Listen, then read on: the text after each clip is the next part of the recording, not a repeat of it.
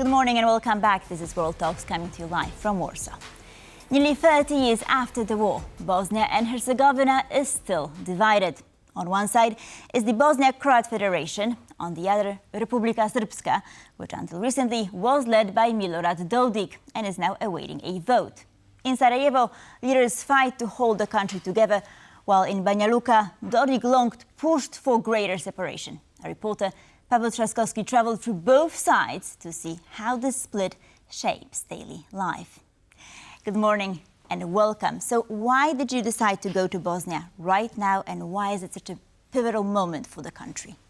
Well, Sally, you see, Bosnia and Herzegovina is a country that's sitting on a powder keg. As you rightfully mentioned, it is inhabited by three different, distinct ethnic groups, and it is composed of two different political entities, one being the Federation of Bosnia and Herzegovina and the other being Republika Srpska. And the latter, Republika Srpska, has had very strong secessionist tendencies ever since the country gained independence after the war in Bosnia and the signing of the Dayton Agreement. And these tendencies have been amplified in recent months, and this is why I decided to travel there. And what was the role of Milorad Dodik in all of it? Well, Milorad Dodik was the leader of Republika Srpska, the entity inhabited mostly by the Serbs, and he has had very strong tendencies to separate Republika Srpska from Bosnia and Herzegovina, and most recently, at the beginning of this year, he defied the rulings of High Representative for Bosnia and Herzegovina, Christian Schmidt, and for defying these rulings, he was sentenced to 1 year in prison and a six-year ban on holding the office. At first, he defied the ruling of the court, but in the summer, eventually, he appeared in the court. He was given the sentence. He did not go to jail because he exchanged the prison term for a financial fine, which is possible in Bosnia and Herzegovina, but still, he refuses to go down quietly. So what is this upcoming vote all about, and what outcome are we expecting? Well, we are expecting two votes at the moment. One vote will be in November, and this will be the vote to elect the new president of Republika Srpska. But before this happens, Milorad Dodik announced a referendum to be held in Republika Srpska, a referendum on whether the ruling that banned him from the office was legal. This referendum will have no legal power, but it is organized to consolidate votes around Dodik. Paweł Trzaskowski, thank you so much. So without further ado, let's take a look at Paweł's report.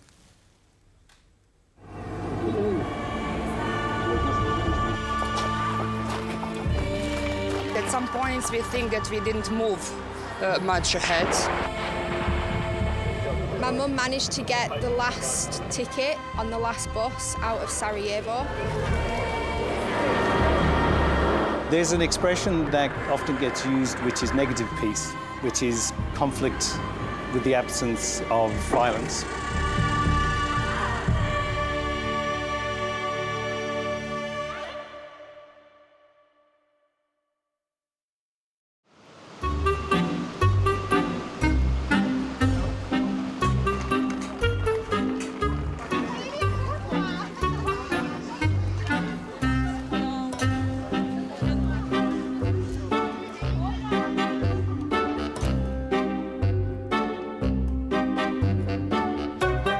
Sarajevo, the capital of Bosnia and Herzegovina.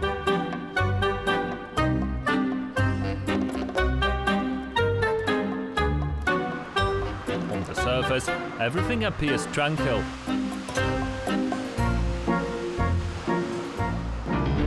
But even souvenir stalls remind one of the war that ended just 30 years ago. Stray a bit from the beaten path and you'll find even more vivid traces of the war. Like this sheltered retirement home on the outskirts of Sarajevo, or bullet holes in the wall of the historical museum, located on the notorious Sniper Valley, where over the course of the war, Serbian snipers shot more than 220 people, 60 children among them. 30 years later, the director of the museum tells me about how difficult it is for the war wounds to heal. At some points we think that we didn't move much ahead with dealing with the past, with really facing the past and all what happened, because the Bosnian society is obviously not ready to talk about reconciliation. Bosnia and Herzegovina is home to three ethnic groups: Bosniaks, Serbs and Croats. This ethnic diversity was the primary driver behind the bloody Bosnian War.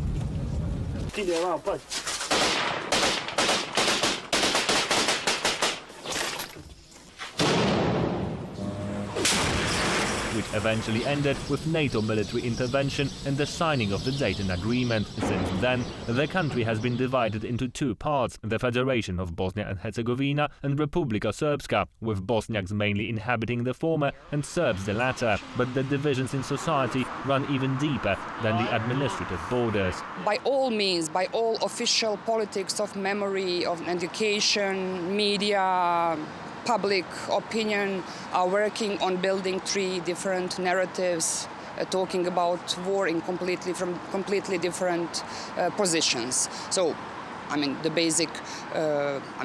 very basic explanation would be how they call the war.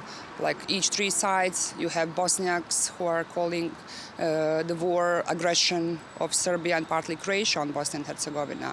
Then you have a national liberation war in the Serbian national narrative, and the same is going on. Homeland war is the Croatian title and the name of naming the wars. During the war, Bosnian Serbs besieged Sarajevo for almost 4 years, the longest siege in modern history. 11,000 citizens lost their lives. Azra Imamovic was 3 years old when she fled the city with her mother and siblings. My mum managed to get the last ticket on the last bus out of Sarajevo, and that meant within the space of maybe an hour of securing that ticket, just a state of panic. Even though we had bags kind of pre-packed, there was a lot of uncertainty about what we were going to do, and every day wasn't guaranteed. And so my mum managed to get us on that bus, and my dad actually threw me onto the bus. My sister and my brother were able to kiss my dad goodbye, and that was the last time that we saw my dad. The males from her family stayed in the besieged city. Her uncle was killed in the fighting. Azra's refugee journey eventually led her to the United Kingdom, and she found herself unable to return to her home country. And that caused a lot of pain as well, because you're kind of hoping, and the hope always is when you flee a war zone, that you can come back home.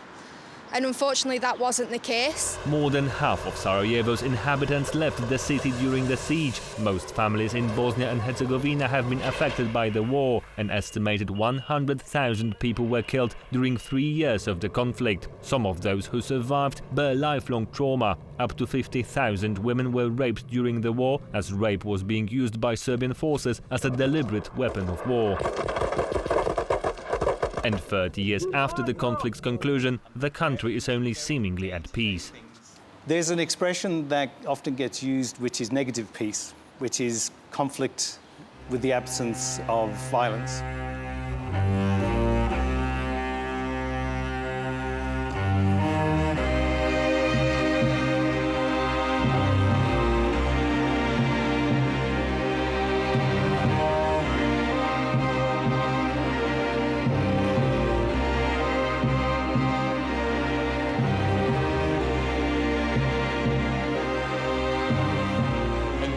Places tell the story of this hidden conflict better than this memorial site in Potocari.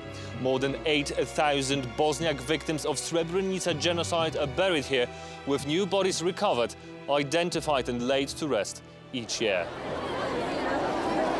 Srebrenica was a UN-designated safe area where Bosniaks could flee from war. But despite that, it was invaded by Serb forces under the command of General Ratko Mladic in June 1995. The full list of people killed during the massacre contains 8,372 names of Bosniak men and boys. Mass graves where they were buried, often at night and with the use of bulldozers, told stories of unimaginable atrocities.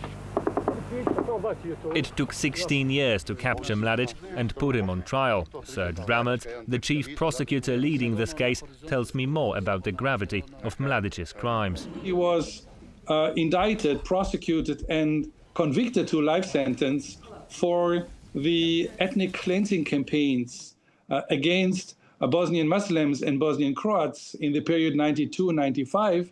He was convicted for the genocide in Srebrenica, as you remember. He was convicted for the siege of Sarajevo, where during years the civilian population was terrorized by snipers, where many hundreds of children were killed by snipers when they were playing or trying to go to school. Mladic, 83 years old now, is serving a life sentence in The Hague. But recently a motion to release him has been made by his lawyers, citing medical conditions that require palliative care. Such a request can be introduced if someone is terminally ill and if medical conditions are not or his treatment is not possible where he is detained.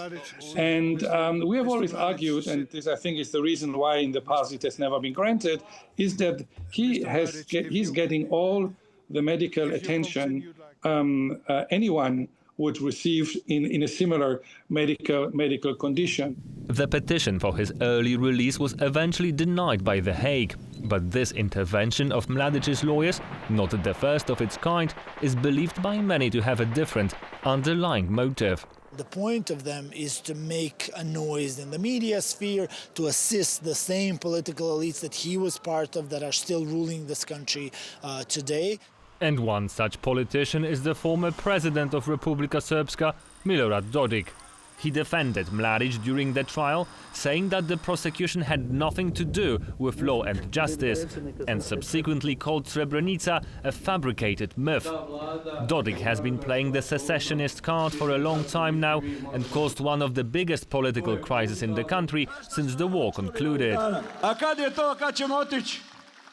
Dodik was on trial for violating the terms of the Dayton Agreement. Bosnia and Herzegovina's High Representative, Christian Schmidt, who oversees the implementation of the Dayton Agreement, blocked 2 laws passed by Republika Srpska. But Dodik refused to abandon their enactment. This non-compliance was reportedly motivated by his push for a more independent Serb republic. What does he want? Separation?